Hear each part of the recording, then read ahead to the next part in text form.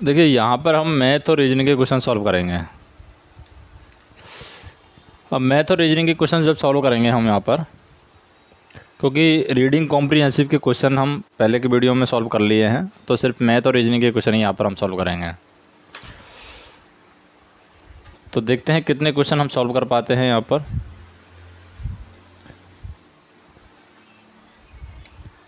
देखिए पहला क्वेश्चन है, ये क्वेश्चन दिया हुआ है, what is the least possible number of cut required to cut a cube into 64 identical piece. 64 identical piece में हमें काटना है क्यूब को, तो कितने कट की रिक्वायरमेंट होगी। तो उसके लिए हम ये देख लेते हैं कि आपने 4x4 का क्यूब देखा होगा या 3x3 का क्यूब देखा होगा। तो 3x3 का क्यूब जब आप बनाते हैं, इस तरीके से मैं क्यूब बना लेता हूँ, ठीक है, ये आपका क्यूब हो गया। अगर 3x3 का क्यूब आप बनाते हैं तो 3 सेक्शन आपको करने पड़ेंगे, यहाँ पर 3 कट लगाने पड़ेंगे, 1 2 ही कट लगाने पड़ रहे हैं। मतलब 3x3 के क्यूब में 2 ही कट लगाने पड़ रहे हैं। 2 कट इधर से लगाए और 2 कट आपको इधर से लगाने पड़ेंगे और 2 कट आपको ऊपर से लगाने पड़ेंगे, तब वो आपके क्या है 27 क्यूब है आपके बाहर आ जाएंगे। तो मतलब आपने कितने कट लगाए, 2 2 2, 3x3, ये है आपका 3 3 3, 3x3 का क्यूब। इसी तरीके से 64 वाला क्यूब है वो क्या होगा, 4 × 4 × 4, इस तरीके से रहेगा, ठीक है। तो कट कितने चाहिए इसमें, 6 कट चाहिए यहाँ पर 3x3 के क्यूब में। आपको दिख रहा है कि 6 कट चाहिए, क्योंकि n की पावर क्यूब 64 हो रहा है। तो आपका n की वैल्यू कितनी आ रही है, 4 आ रही है। इसी तरीके से यहाँ पर n की पावर क्यूब 27 हो रहा है, तो n की वैल्यू क्या आ रही है, 3 आ रही है।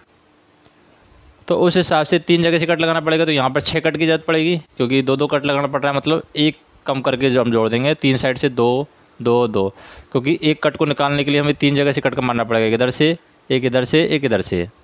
तो इसी तरीके से 4 में भी हमें 3 जगह से कट कर मारना पड़ेगा, तो 3 + 3 + 3, तो क्या आ जाएगा, 9 हमारा आंसर आ जाएगा। तो ये हमारा 9 आंसर रहेगा, ठीक है। अभी नेक्स्ट क्वेश्चन देखते हैं।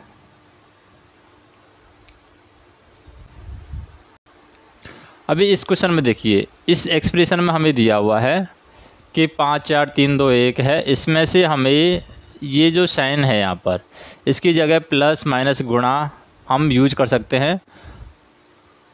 एक को मैक्सिमम 2 बार हम यूज कर सकते हैं। What is the smallest and non negative value.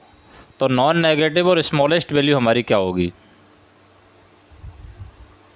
तो स्मॉलेस्ट और नॉन नेगेटिव वैल्यू, तो नॉन नेगेटिव तो हमारी 0 भी हो सकती है। तो 0 लाने के लिए हम क्या करेंगे, पहले 0 लाने की कोशिश करते हैं हम। क्योंकि देखिए अगर हम नंबर्स यूज करते हैं, जैसे कि 5 + 4 कर लेते हैं, ठीक है। 2 टाइम्स हमें यूज करना है, एक को मैक्सिमम 2 टाइम्स ही यूज कर सकते हैं। +4 -3 +2 गुणा 1। अब गुणा तो हमें यहीं पे यूज करना पड़ेगा, 2 × 1, क्योंकि अगर कहीं और जगह यूज किया तो नंबर बढ़ जाएगा। तो ये तो फिक्स है, गुणा तो हमें यहीं यूज करना पड़ेगा। यहाँ पर हम चेंज करके देख लेते हैं, जैसे कि ये 2 है और ये 5 4 9 में से 3 गए तो 6, तो 6 × 2 8 आ रहा है। तो ये 8 से कम भी आ सकता है, क्योंकि यहाँ पर माइनस यूज करेंगे। क्यों, लीस्ट नंबर लाने के लिए यहाँ पर हम माइनस यूज कर लेते हैं, यहाँ पर हम माइनस यूज कर लेते हैं। फिर +2 × 1, क्योंकि अगर यहाँ पर प्लस प्लस यूज किया तो ये 3 हो जाएगा, और तो ये इससे आ जाएगा हमारा आंसर। देखिए 5 में से 4 गया, 5 में से 7 गया, तो -2 आ रहा है। -2 + 2 0 हो रहा है, तो 0 हमारा आंसर आ जाएगा। तो 0 हमारा आंसर है। नेक्स्ट देखते हैं। जैसे क्वेश्चन दिया हुआ है, कुछ नंबर्स हैं, certain number of man can complete a piece of work in 6 के डेज। मतलब कुछ आदमी हैं वो किसी काम को 6 के दिन में कर देते हैं। तो मैन दे रखे हैं कि वो किसी काम को 6 के दिन में कर देते हैं। के है हमारा नेचुरल नंबर है यहाँ पर। By what % should the number of man be increase so that the work can be completed in 5 days। मतलब हम कितने आदमी जोड़ें इसमें कि ये हमारा काम 5K की जगह 5K में हो जाना चाहिए 6 दिन की जगह। तो के हमारा क्या है, कोई भी नेचुरल नंबर हो सकता है। जैसे हमने मान लिया कि आदमी है, के को हमने 1 मान लिया, ठीक है। तो आदमी है, कुछ आदमी है 6 दिन में काम कर रहे हैं, तो हम चाहते हैं कि वो आदमी 5 दिन में कर दें। तो हमें क्या करना चाहिए ऐसा, ठीक है। तो यहाँ पर हम वही कॉन्सेप्ट लगा देंगे कि कितने आदमी कितने रिक्वायर्ड चाहिए। जैसे 6 आदमी चाहिए, हमें 6 के काम करना है, आदमी हमें चाहिए पता नहीं है। दूसरा, हम कितने इंक्रीमेंट करें कि 5 दिन में ही हो जाए, तो ये हमें निकालना है। तो इससे हमारे पास में क्या आ जाएगा, ये 12 पंजे 60 मतलब 1.2 गुना हो रहा है। अगर हम इसको सॉल्व करेंगे तो m की वैल्यू है 1.2 टाइम्स m है, वो n हो रहा है। मतलब हमें 20% इंक्रीज करना पड़ रहा है। यहाँ पर कितना परसेंट इंक्रीज करना पड़ रहा है, 20% इंक्रीज करना पड़ रहा है। तो हमें कितना इंक्रीमेंट करना पड़ेगा, 20% इंक्रीमेंट यहाँ पर करना पड़ेगा। ये हमारा आंसर हो जाएगा। और वैसे भी हम देख सकते हैं कि ये जो है 6 दिन में कर रहे हैं, 5 दिन में कर रहे हैं। तो कैपेसिटी तो देख रहे हैं यहाँ पर कि 6K डिवाइड बाई 5K कितना आएगा, 1.2 मतलब 20% यहाँ पर इंक्रीमेंट हो रहा है।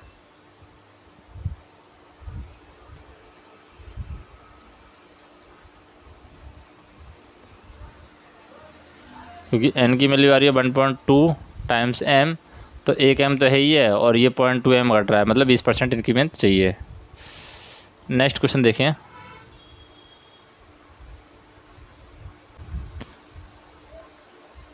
इसमें हम देखते हैं, देखिए XYZ है कि इन complete a piece of work individually 6 hour, 8 hour और 8 आवर्स में। मतलब XYZ है, किसी काम को XYZ ये 6 आवर में काम को कंप्लीट कर सकता है, ये 8 आवर में काम कंप्लीट कर सकता है, ये 8 आवर में काम कंप्लीट कर सकता है individually. However only 1 person at a time can work in each hour. एक बार में एक ही काम एक जगह पर करेगा आदमी। Nobody can for 2 consecutive hours all the engagement to finish the work, all are engagement to finish the work. और सारे यहाँ पर वर्क को कंप्लीट करने में लगे हैं। What is the minimum amount of time they can will take to finish the work. तो देखिए एलसीएम हम ले लेते हैं यहाँ पर, चॉइस हमारा एलसीएम आ जाएगा, कितना आ जाएगा 24। कैपेसिटी एक दिन की इसकी आ जाएगी 4, मतलब 24 पेज पढ़ने हैं, ये हम मान लेते हैं कि 24 पेज तीनों को मिलाकर पढ़ने हैं। इसकी कैपेसिटी 4 आ जाएगी, इसकी कैपेसिटी 3 आ जाएगी, इसकी कैपेसिटी 3 आ जाएगी। अब 1 घंटे में इसने 4 पेज पढ़ लिए, 1 घंटे में इनका काम कितना हो गया। अब वैसे तो यहाँ पर देखें 4 3 7 3 10, मतलब 2.4 डेज लग रहे हैं ऐसे तो। पर पहले देखिए, पहले एक दिन में मतलब पहले 3 घंटे में कितना काम हो गया है। पहले 3 घंटे में हमारा 4 3 7 3 10 पेज पढ़ लिए पहले 3 घंटे में। फिर दूसरे 3 घंटे में 10 पेज पढ़ लिए, तो ये हो गए 6 घंटे। तो 6 घंटे तो आएगा ही आएगा ऑप्शन में, ठीक है। अभी 15 मिनट आएगा, 30 मिनट आएगा, 45 मिनट आएगा, ये देखना हमें। अभी इसकी कैपेसिटी है 4 पेज पढ़ने की 1 घंटे में। अभी तो काम तो 1 घंटा ही करेगा ये, क्योंकि 20 पेज तो हम पढ़ ही चुके हैं। 6 घंटा तो आ रहा है समझ में।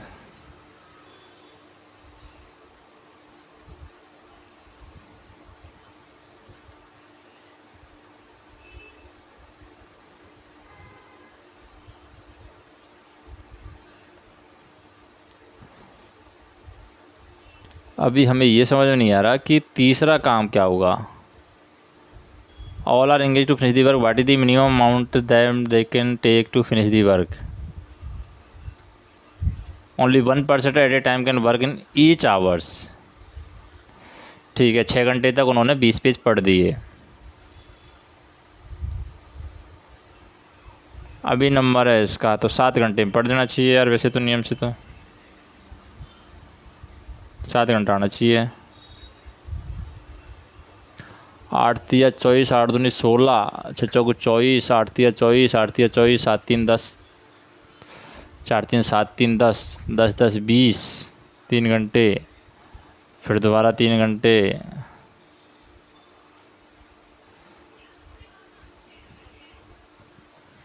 वैसे तो 7 घंटे आना चाहिए, देखते हैं। देखिए 6 घंटे में कर देता है, मतलब कि 1 घंटे में कितना काम करेगा, 1/6। अगर x काम कर रहा है तो 1/6, 1/6 मतलब कितना परसेंट काम उसका कर देगा, 1/6 16 96, तो 1/6 की वैल्यू आती है 16.67। ये x 1 घंटे में काम कर देता है। सिमिलरली बाई और जेड है वो 8 घंटे में करते हैं, तो वो 12.5% और 12.5% कर देते हैं 1 घंटे में। तो 1 घंटे में कितना काम हो जाता है आपका, पहले x करेगा फिर बाई करेगा, तो 12.12 हम करें तो देखिए काम कैसे होगा, पहले x ने किया फिर y ने किया,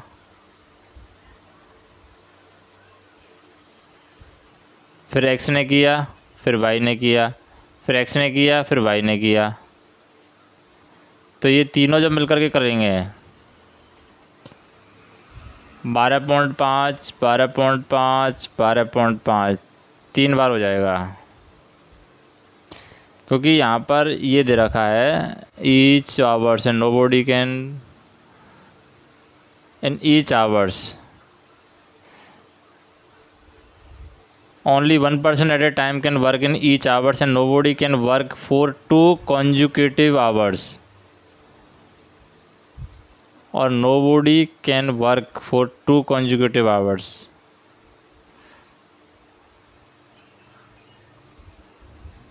टू कॉन्जुकेटिव आवर्स का मतलब समझ नहीं आ रहा मेरे, क्या चक्कर है, इसको समझते हैं हम थोड़ी देर में क्या है इसका लॉजिक।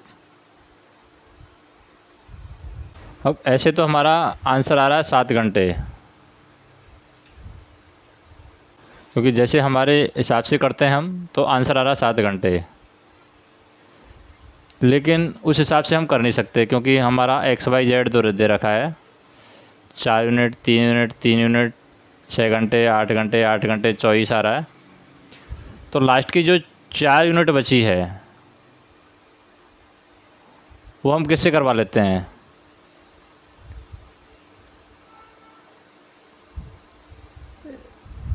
क्योंकि ये तो 3 ही पड़ता है, ये 4 यूनिट कर रहा है, लास्ट के 4 पेज बच रहे हैं, तो वैसे तो 7 घंटे ही आएगा और उसी को करना पड़ेगा। तो अगर हम 1 यूनिट को 15 मिनट में कर रहा है तो 3 यूनिट भी बचा है, तो 3 यूनिट तो यहाँ बच ही नहीं रहा, वैसे तो आंसर 7 ही आएगा और कोई तरीका नहीं है।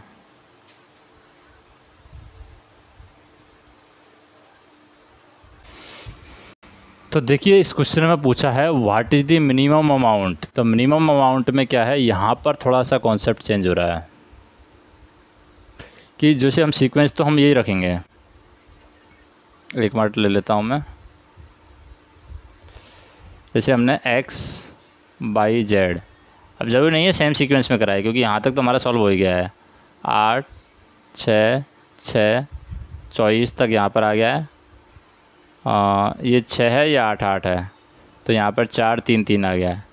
तो हम पहले कराएंगे काम, ज़्यादा से ज़्यादा हम करवाने सोचेंगे x से काम, all are engage to finish the work, और 1 पर्सन एक काम होना चाहिए, तो x से करवाया काम, फिर y से करवाया, फिर x से करवाया, फिर z से करवाया, फिर x से करवाया, फिर y से करवाया, ऐसे करवाएंगे हम काम। तो देखिए और फिर x से करवाएंगे, अभी देखिए किससे करवाए, x ने 4 कर दिया, फिर y ने 3 कर दिया, फिर x ने 4 कर दिया, फिर z ने 3 कर दिया, फिर x ने 4 कर दिया और y ने 3 कर दिया। तो कितना हो गया? 21 काम हो गया 24 में से। बचा कितना? 3। तो 3 काम को 45 मिनट कर देगा, तो 6 घंटे 45 मिनट में हमारा आंसर आ जाएगा। तो यहाँ पर क्वेश्चन यहाँ घूमा है, क्योंकि हम नॉर्मल तरीके से करेंगे तो 7 आंसर आ जाएगा, लेकिन 7 आंसर ना आके हमारा आंसर आएगा 6 घंटे 45 मिनट, क्योंकि हम ज़्यादा काम x से करवाएंगे यहाँ पर। ठीक है, तो ये हमारा आंसर होगा। नेक्स्ट क्वेश्चन देखते हैं। देखिए, ये रीजनिंग का क्वेश्चन है। मैथ का भी हम मान सकते हैं, रीजनिंग का भी मान सकते हैं, कोई दिक्कत नहीं है। नंबर ऑफ़ जीरोज हमें फाइंड करनी है। यहाँ पर जो नंबर्स दे रखा है वो इस तरीके से नंबर दे रखा है कि 1 की पावर 2 इंटू 2 की पावर 4 इंटू 3 की पावर 6, 4 की पावर 8 और इस तरीके से सो ऑन 25 की पावर 50। यहाँ पर हमें पूछा है कि जब इसको हम मल्टीप्लाई करेंगे तो नंबर ऑफ़ जीरोज कितनी आएगी। तो नंबर ऑफ़ जीरोज के लिए हमें क्या चाहिए? 10 चाहिए, तभी आएगा। और 10 के लिए हमें क्या चाहिए? 2 इंटू 5 चाहिए। और 2 इंटू 5 के लिए हमें क्या चाहिए? 5 चाहिए। मतलब 5 का मल्टीपल जितना होगा उतना ही नंबर ऑफ़ जीरो होंगी। तो यहाँ पर हम देखें 5 का मल्टीपल यहाँ तक तो कुछ है नहीं है। 5 की पावर 10 एक रहेगा, ठीक है। फिर 15 की पावर क्या रहेगा? 5 की पावर 10 तो 3 4, फिर 10 की पावर भी रहेगा, 10 में भी 5 आ जाएगा। 5 की पावर 10, 10 की पावर 20 और फिर 15 की पावर 30, फिर 20 की पावर 40 और 25 की पावर 50 तो है ही। तो सबको जोड़ दिए, 50 4 90, 120, 90 और 30 120।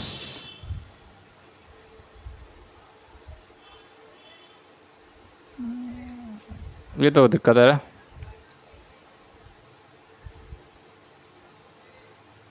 25 की पावर 50 तो 5 की पावर 10, 10 आ गया यहाँ से। 25 में 50 है ना, तो ये 2 आ जाएगा, 100 आ जाएगा यहाँ पे। 100, 140, 170, 190, 200, तो 200 आंसर आ जाएगा हमारा। तो 200 हमारा आंसर है, क्योंकि 25 की पावर 50 जो है उसमें 2 बार 50 50 आएगा, क्योंकि 5 की पावर 50 और 5 की पावर 50 मतलब 100 पावर आएंगे यहाँ पर। तो 5 100 बार आएगा यहाँ पर। तो इस तरीके से हमारा 200 आंसर आ जाएगा। नेक्स्ट क्वेश्चन देखते हैं। देखिए, अभी एक क्वेश्चन ये दिया हुआ है कि एक आदमी है कोई भी, वो क्या करता है, 1 जनवरी को 1 रुपया बचाता है। ठीक है, 1 जनवरी को उसने 1 रुपया बचाया, तो ये 1 जनवरी लिख लेते हैं, 1 रुपया लिख लेते हैं। फिर 2 जनवरी को क्या है, वो 1 जनवरी को जो बचाया उससे 2 रुपये बचा लेगा, उससे 2 रुपये ज़्यादा बचाता है तो वो 5 बचा लेगा।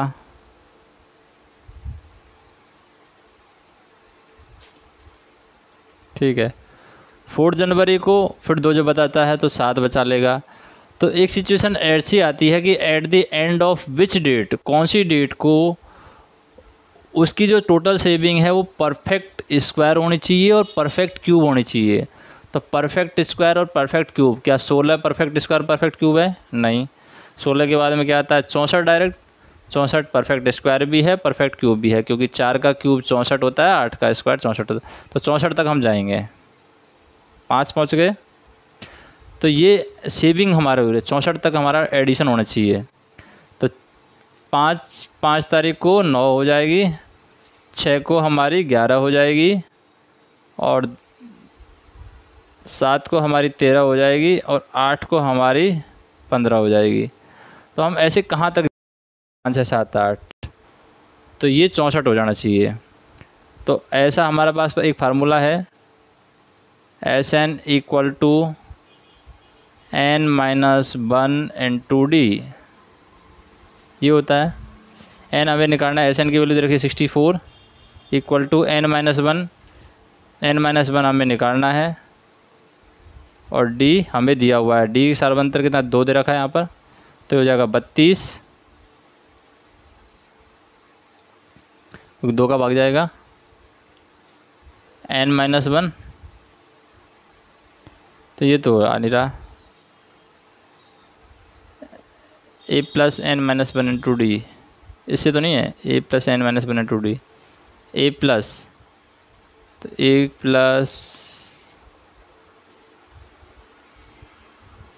n-1/2d से भी नहीं आ रहा। सार्वंतर का एक फार्मूला तो है, कुछ तो फार्मूला है, वो हमें यूज करना पड़ेगा। अगर 64 दिया हुआ है सम 1 3 5 7 9,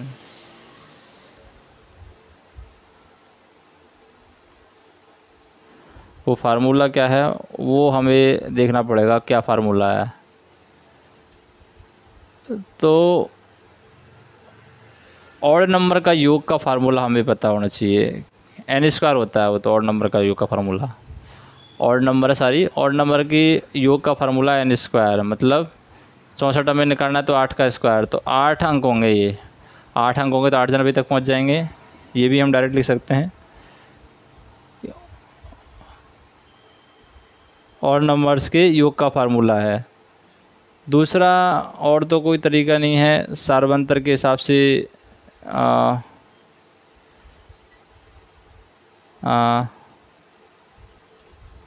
n-1/2d ऐसा कुछ है क्या, वो हम देखते हैं कि ऐसा कोई फार्मूला होगा तो उससे भी हम निकाल सकते हैं।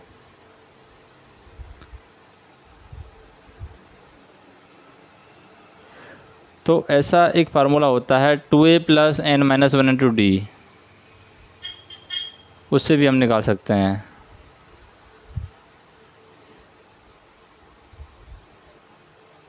जैसे अभी तो मुझे देखना पड़ेगा वो, तो इसमें ये भी है हमारा एक क्वेश्चन, 1 मिनट देखते हैं, पेन किधर गया, पेन भी गिर गया शायद कहीं, कि ये वाला फार्मूला भी हम यूज कर सकते हैं। कौन सा, एक हमारे पास फार्मूला होता है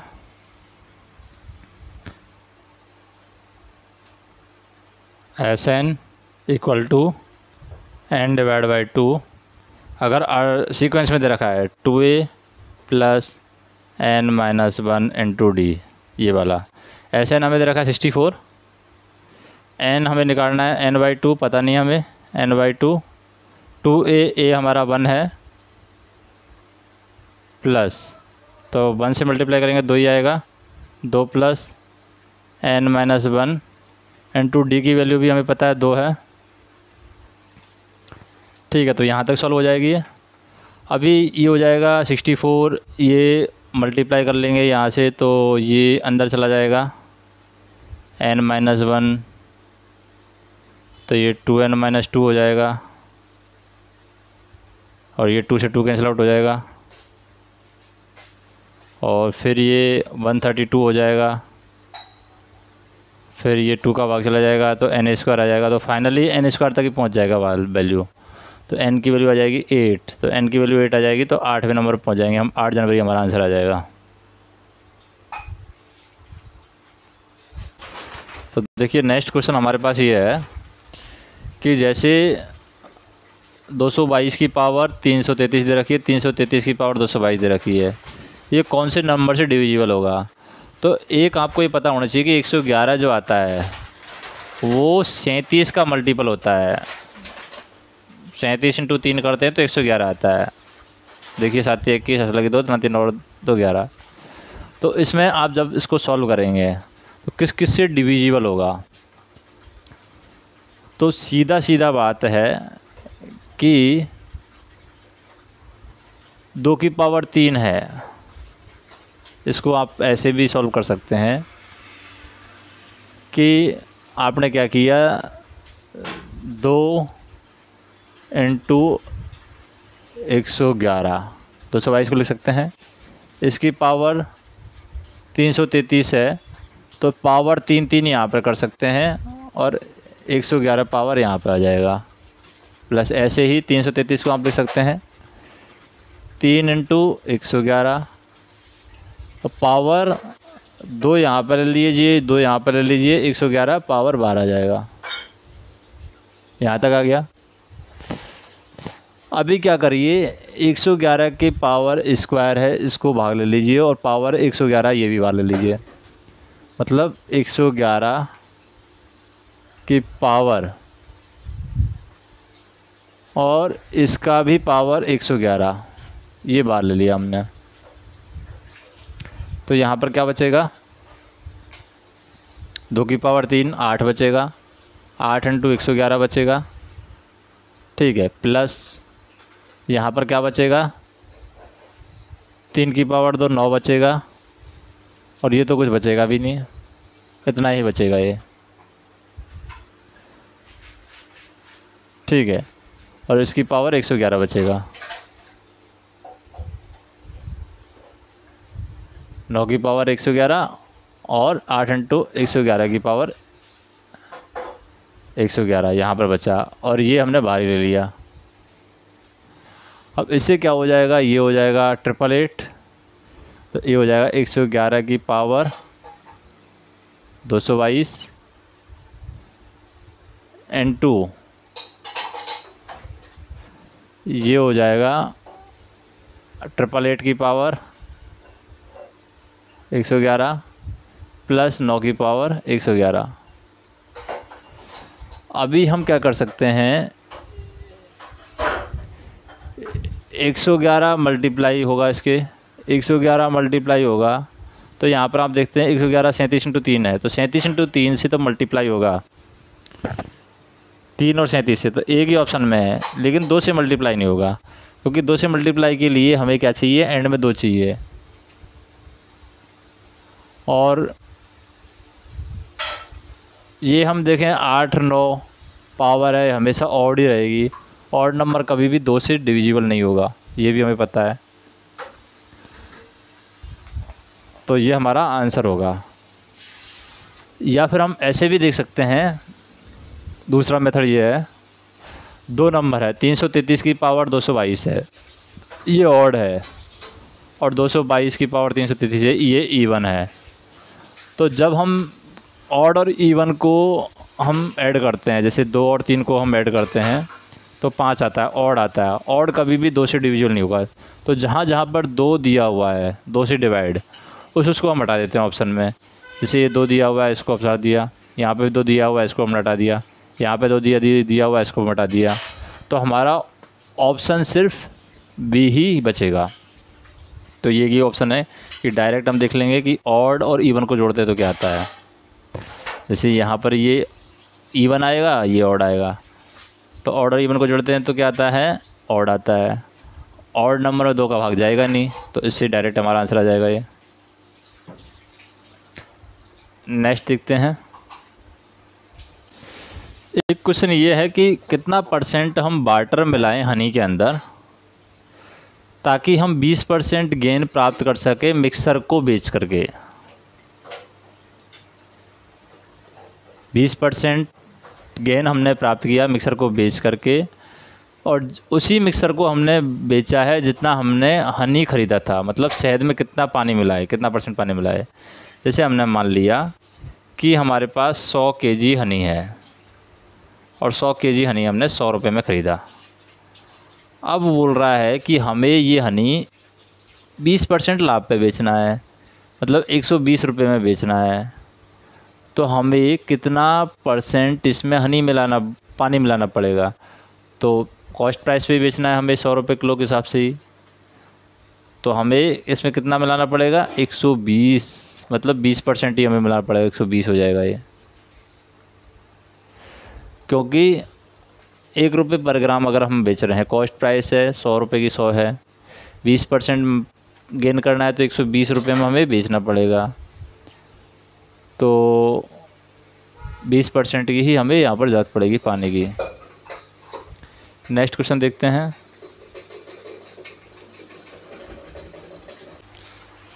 जैसे ये क्वेश्चन है, इस क्वेश्चन में हम क्या करेंगे, इसमें पूछ रहा है कि right most digit proceeding the zero in the value of 30 की पावर 30। तो 30 की पावर 30 को अगर हम डायरेक्ट सॉल्व करेंगे तो डायरेक्ट ऐसे भी सॉल्व कर सकते हैं, क्योंकि 4 की साइक्लिसिटी का कॉन्सेप्ट रहता है। कोई भी नंबर है उसकी पावर 4 रहता है तो नंबर रिपीट हो जाता है। जैसे 3 की पावर 1 3 आता है, 3 की पावर 2 9 आता है, 3 की पावर 3 कितना आएगा 27, एंड में 7 डिजिट, 3 की पावर 4 81, एंड में 81। फिर 3 की पावर 5 करेंगे तो फिर वापस से 3 आ जाएगा। तो इस तरीके से अगर 30 में हम 4 का भाग देते हैं तो कितना आएगा 7 चौक 28, 2 आए 2 बचेगा, मतलब 30 की पावर 2, 30 की पावर 2 कितना होता है 900। तो 9 नंबर आएगा हमारा, 9 नंबर 9 डिजिट रहेगा, बाकी सब जीरोज रहेंगे। नेक्स्ट क्वेश्चन देखते हैं। जैसे एक क्वेश्चन इस तरीके से है कि 421 और 427 है, उसको हमें सेम नंबर से डिवाइड करना है। जब हम सेम नंबर से डिवाइड करते हैं तो रिमाइंडर हमेशा सेम बचता है 1। तो ऐसी कितनी नंबर होंगी, हाउ मेनी नंबर हम ऐसे यूज करेंगे ताकि हमारा रिमाइंडर हमेशा बन रहे। तो रिमाइंडर 1 है दोनों में, तो संख्या हम देख लेते हैं क्या क्या बचेगी, 420 और 426। 420 और 426 को डिवाइड करने के लिए हम कौन कौन से नंबर लेंगे, तो इनका एचसीएफ हम निकाल लेते हैं। जैसे एचसीएफ निकालें, 2 का भाग दिया क्या आएगा, 1 की दूनी 42 210, यहाँ पे 1 की दूनी 42 236, ठीक है। फिर हम देंगे 3 का भाग, क्योंकि 2 का तो जाएगा नहीं, 3 का देंगे, 3 का जा रहा है 70 बार और 3 का जा रहा है 3 7 21 71 बार, 70 71, आगे कुछ भाग नहीं जा रहा है। तो एक संख्या 2 होगी, एक संख्या 3 होगी और एक संख्या 6 का भी भाग दे देंगे हम, 6 का भी चला जाएगा। तो 3 नंबर्स रहेंगे ऐसे, तो 3 हमारा आंसर आ जाएगा यहाँ पर। 3 ऐसे नंबर रहेंगे ताकि उनका भाग देंगे तो हमेशा रिमाइंडर 1 ही बचेगा। नेक्स्ट क्वेश्चन देखते हैं। जैसे ये क्वेश्चन देखते हैं हम, इसमें क्या दे रखा है कि एक हमारे पास में एक कैन है, उसमें 399 लीटर पेट्रोल है, और दूसरी एक बी कैन है, उसके अंदर हमारे पास में 532 लीटर पेट्रोल है।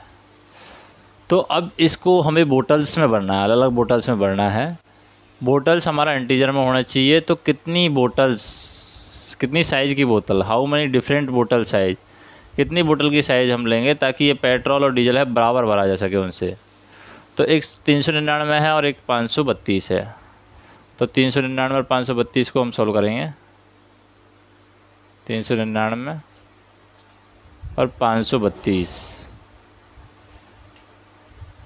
अगर हम देखें 18 और 3 22, इससे तो बैठ नहीं रहा है। तो एक तो हमारा एक का भाग जाएगा ही जाएगा, एक का तो जला, कोई दिक्कत नहीं है। एक हम देखते हैं इसमें किसका भाग जा रहा है, 7 का भाग जा रहा है, 7 का भाग जाएगा। 7 पद 35, 7 7 49, इसमें भी 7 का दें, 7 7 49, 7 6 की 42, 7 का जा रहा है।